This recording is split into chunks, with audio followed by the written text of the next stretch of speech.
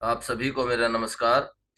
मेरा नाम अनिल कौशिक है और मैं गवर्नमेंट मॉडल संस्कृति सीनियर सेकेंडरी स्कूल सांगी रोहतक में कार्यरत हूँ।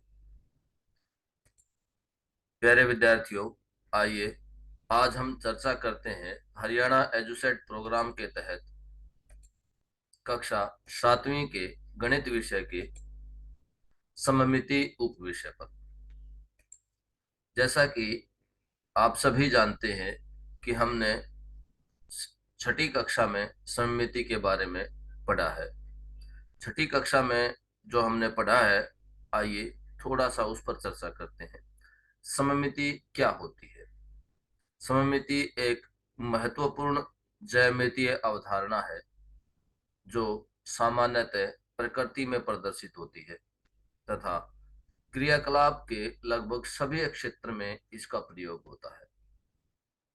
यहाँ उदाहरण के लिए हम देखते हैं, जैसे मधुमक्खियों के छत्ते, फूलों, पेड़ की पत्तियां, धार्मिक चिन्ह इत्यादि सभी स्थानों पर आपको सममित डिजाइन दिखाई देंगी।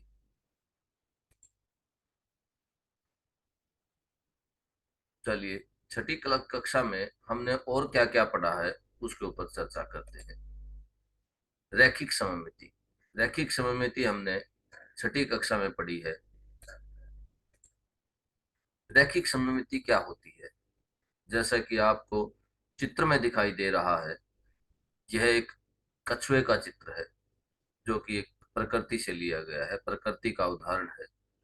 इसमें आप एक रेखा दिखाई दे रही है आपको, जो कछुए के चित्र को दो समान भागों में, दो समरूप भागों में विभाजित कर रही है। यह जो लाइन है, ये देखिए, यह रेखा जो है वो कछुए के चित्र को दो समान भागों में, दो समरूप भागों में विभाजित कर रही है। तो यह एक सममित रेखा है, या यहाँ पर रैखिक सममिति दिखाई दे रही है, लीनियर सिमेट्री दिखाई दे रही है, लाइन सिमेट्री दिखाई दे रही है। इसी प्रकार कुछ और उदाहरण देखते हैं। देखिए, हमने एक इंजीनियरिंग से उदाहरण लिया है। यह एक कार का चित्र है और इस कार के चित्र को एक रेखा, यह खड़ी रेखा जो है, यह दो समान समरूप भागों में विभाजित कर रही है। तो यहाँ भी रैखिक सममिति है, लाइन सिमेट्री है, लीनियर सिमेट्री है। यहाँ पर देखिए, आर्किटेक्चर से ये उदाहरण दिया गया है। यह एक घर का उदाहरण है और इसमें इसमें एक रेखा दो समरूप भागों में विभाजित कर रही है इसको।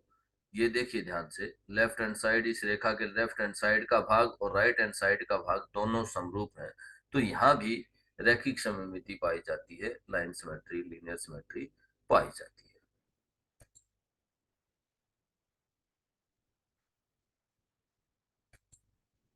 आइए अन्य उदाहरण के साथ सममित रेखाएं देखते हैं। यहाँ पर हमने एक अल्फाबेट लिया है। आपको स्क्रीन पर जो दिखाई दे रहा है वो इंग्लिश वर्णमाला का एम अल्फाबेट है। एम अल्फाबेट में एक डॉटेड लाइन जो है वो उसको दो समरूप भागों में विभाजित कर रही है, दो समान भागों में विभाजित कर रही है। यहाँ पर देखिए, एम का जो लेफ्ट हैंड है, लेफ्ट हैंड साइड वाला हिस्सा है, वो राइट हैंड साइड वाले हिस्से के बिल्कुल समरूप है, समान है।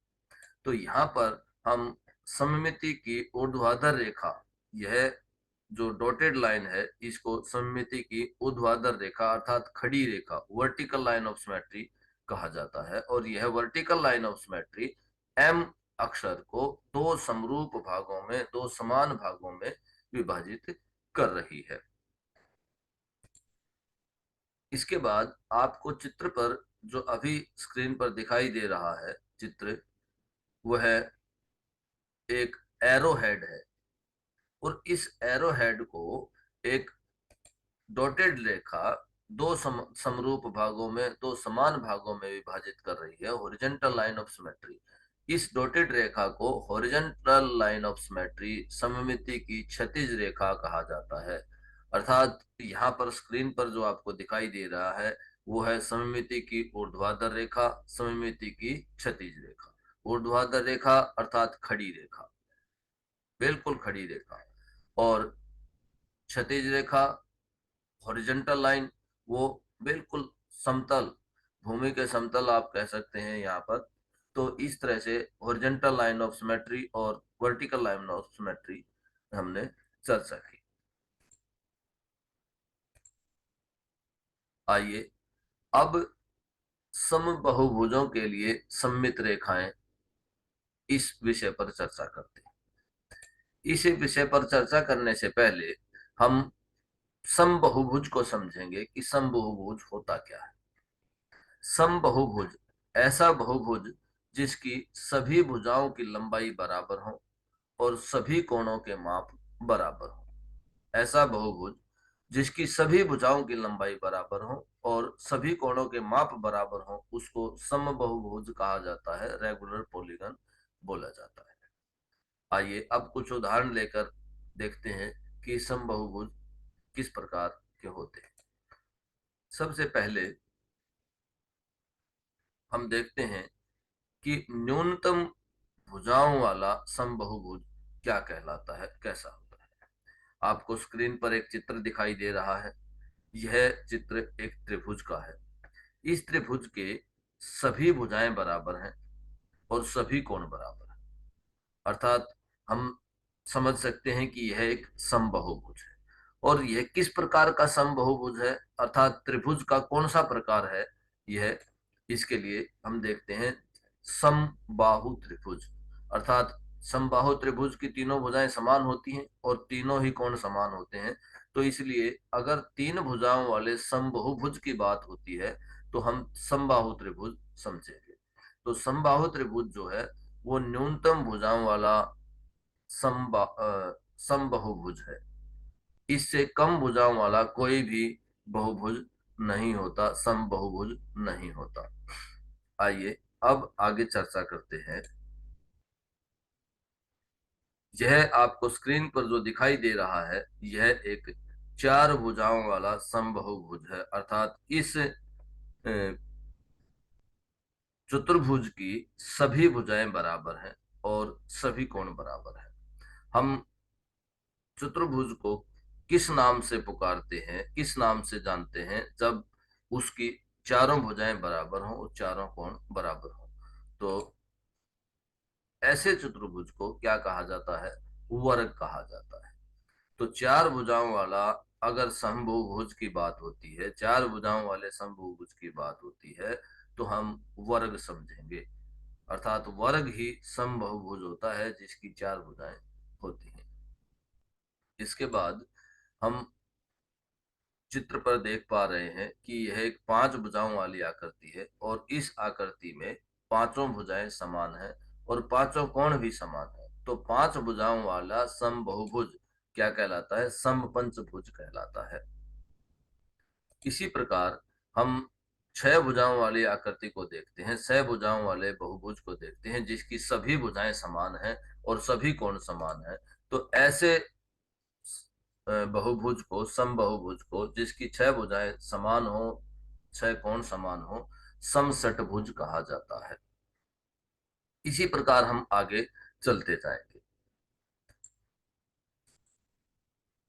आइए अब समबहुभुजों के लिए सममित रेखाएं कैसे खींची जा सकती हैं, कितनी खींची जा सकती हैं, इस पर चर्चा करते हैं। तो सबसे पहले हम देखेंगे कि त्रिभुज में कितनी त्रिभुज समबाहुभुज में, अर्थात समबाहु त्रिभुज में कितनी सममित रेखाएं खींची जा सकती हैं। जैसा कि आपको चित्र में दिखाई दे रहा है, स्क्रीन पर दिखाई दे रहा है कि यह एक समबाहु त्रिभुज है और इस समबाहु त्रिभुज में तीन सममित रेखाएं खींची जा सकती हैं। यह पहली सममित रेखा, दूसरी सममित रेखा और इसी तरह से यह तीसरी सममित रेखा। तो समबाहु त्रिभुज में तीन सममित रेखाएं खींची जा सकती है। अब आपको जो स्क्रीन पर दिखाई दे रहा है वह एक वर्ग है और उस वर्ग में चार सममित रेखाएं खींची जा सकती हैं। आप आसानी पूर्वक देख पा रहे हैं कि जो डॉटेड लाइंस हैं वो सममित रेखाएं हैं। तो ये चार सममित रेखाएं इस वर्ग में खींची जा सकती है। इसके बाद हमने समपंचभुज का एक उदाहरण लिया है। समपंचभुज में 5 सममित रेखाएं खींची जा सकती।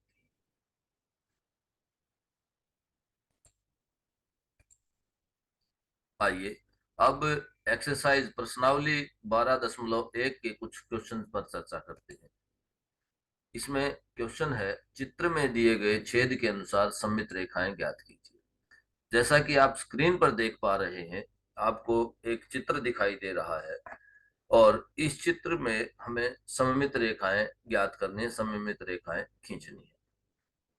तो देखिए, छेद यहाँ पर भी है और यहाँ पर भी।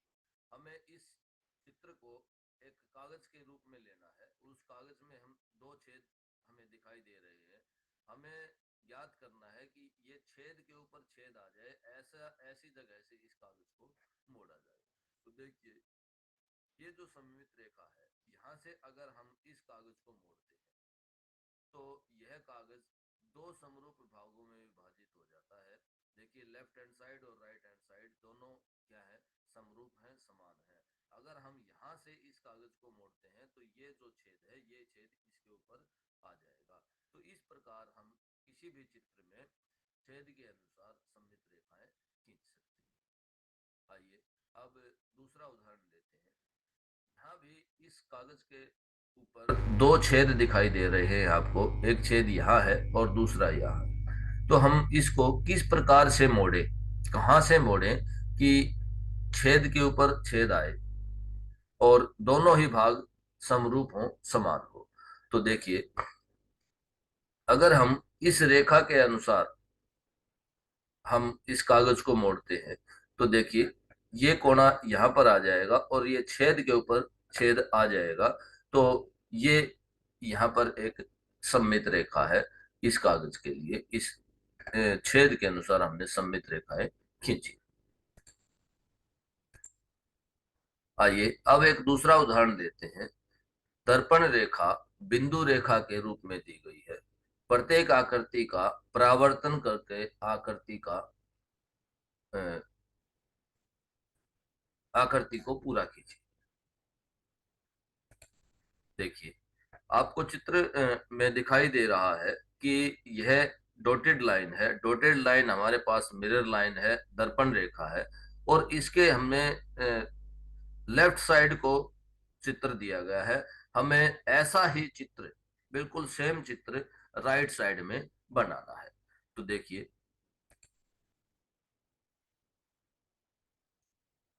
यह चित्र राइट साइड में हमने पूरा कर दिया। तो इस प्रकार की जो आकृति बनी है, उसको क्या नाम देंगे हम? इस प्रकार की आकृति को हम समबाहु त्रिभुज का नाम देंगे। क्या नाम देंगे? समबाहु त्रिभुज। आइए अब दूसरा उदाहरण लेते हैं। तो देखिए, इसमें भी लेफ्ट हैंड साइड में एक आकृति बनी हुई है। इसको हमें पूरा करना है। यह हमारे पास दर्पण रेखा है और बिल्कुल सेम इसको राइट हैंड साइड की तरफ हमें बनाना है। तो देखिए ध्यान से। तो इस प्रकार हमने देखा कि